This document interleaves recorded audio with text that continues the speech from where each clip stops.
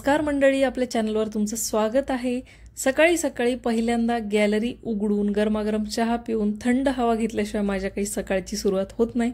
पण हो, आज काही जास्त वेळ नव्हता। आज भरपूर सारे कामं होते। अष्टमी होती, हवन करायचं होतं, कन्यापूजन करायचं होतं। त्यामुळे आज काही सकाळी सकाळी जास्त टाइमपास केला नाही। सगळी सकाळची कामं आवरले, घरात डस्टिंग केली, झाडून पुसून केलं, दारात रांगोळी काढली, माझं सगळं आवरलं, आंघोळ वगैरे करून किचनमध्ये गेले। 11 वाजता सगळ्या मुलींना यायला सांगितलं होतं, म्हणून म्हणलं आधी स्वयंपाक करून घ्यावा। बटाट्याची सुकी भाजी करायची होती, त्यामुळे बटाटे मी मायक्रोवेव्ह मध्ये उकडले। तुमच्याकडे जर मायक्रोवेव्ह असेल तर तुम्ही यामध्ये नक्की उकडा। बटाट्याच्या मध्ये मध्ये चाकू खुपसून घ्यायचा आणि 10 मिनिटांसाठी ओव्हनला लावायचे। 5 मिनिटं झाल्यावर एकदा बाजू पलटून घ्यायची। मस्त असे बटाटे उकडून तयार होतात आणि बिना पाण्याचे उकडल्यामुळे चव सुद्धा छान लागते। काळ्या चण्याचा खूप मान असतो, त्यामुळे रात्री चणे भिजवले होते। सकाळी थोडंसं तूप आणि मीठ घालून कुकरला 2 ते 3 शिट्ट्या काढल्या। मस्त अशी सुकी बटाट्याची भाजी केली। थोडीशी फिक्कीच केली होती, कारण लहान लहान मुली येणार होत्या। शिरा करायचा होता। मी शिऱ्याला कधी कधी या प्रकारे केशर घालून जे आहे ते पाणी उकळून घेते आणि ते पाणी भाजलेल्या रव्यामध्ये घालायचं, जे आपण शिऱ्यामध्ये पाणी घालतो ते। त्यामुळे ना शिऱ्याला चव आणि रंग खूप छान येतं। तुम्हाला जर विलायची फ्लेवर आवडत नसेल ना, तर या प्रकारे केसर घालून पाणी उकळून केसर फ्लेवरचा शिरा ना एकदा तुम्ही नक्की ट्राय करा, तुम्हाला आवडेल।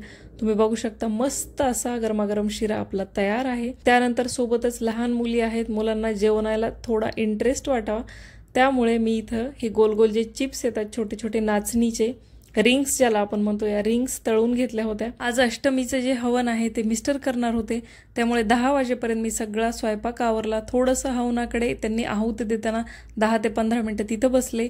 साडी घालायची राहिली होती, साडी घातली आणि 10:30 पावणे 11 वाजता पटापट अशा पुऱ्या करून घेतल्या। पुऱ्या थोड्या शेवटला केल्या होत्या मी, कारण का थोड्या गरम पण राहतील आणि छान पण लागतील। 11 वाजता सांगितलं होतं, बरोबर पावणे 11ला मुली यायला सुरुवात झाली होती। पुऱ्या मस्त तळून घेतल्या। हवन मी छोटंसं कसं केलं ते सांगते। फरशीवर एक मोठीशी अशी दगड ठेवला होता, ज्यामुळे फरशीला काही तडा वगैरे जाऊ नये। छोटंसं हवन कुंड त्यावर मांडलं, बाजूने रांगोळी काढली। हवन कुंडामध्ये सुरुवातीला थोडीशी माती टाकली, त्यानंतर या शुभा ज्या आहेत, ज्याला आपण गौरी म्हणतो, त्या तुकडे करून घातल्या। समिधा जो पुडा आणला होता, मी तुम्हाला मागच्या व्हिडिओत सगळं हवनाचं साहित्य दाखवलं होतं, त्यामधल्या समिता घातल्या।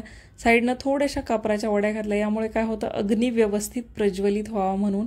वरून 4 ते 5 चमचे तूप घातलं। वनकुंड नवीन होतं, त्यामुळे सुरुवातीला गंध अक्षदा वाहिल्या, फूल वाहिलं, त्यानंतर अग्नी प्रज्वलित केला। बाजूला आधी अग्निदेवतेच्या नावाने दिवा सुद्धा लावला होता। पहिल्यांदा गणपतीचं नाम स्मरण केलं की हवन निर्विघ्न पार पडावं, त्यानंतर अग्नी प्रज्वलित केला। जो आपला होम पुडा असतो त्याने 108 वेळेस नवार्णव मंत्राचा जाप केला। परत तुपाने 108 वेळेस कुलदेवतेचा जाप करून मी असं छोटंसं हवन घरच्या घरी केलं। आणि हवन झाल्यानंतर घरात जो वास दरवळतो ना, त्याने वातावरण इतकं प्रसन्न झालं होतं, मला खरंच तो खूप आवडतो। देवाला नैवेद्य दाखवला आणि मुली 5 ते 6च मला आदल्या दिवशी मिळाल्या होत्या आणि मिळतील का नाही 9 असं वाटलं होतं। खाली 1 ते 2 मुलींना मी आणायला गेले अपार्टमेंटच्या पार्किंगमध्ये आणि एकदम मला मुलींचा घोळका दिसला।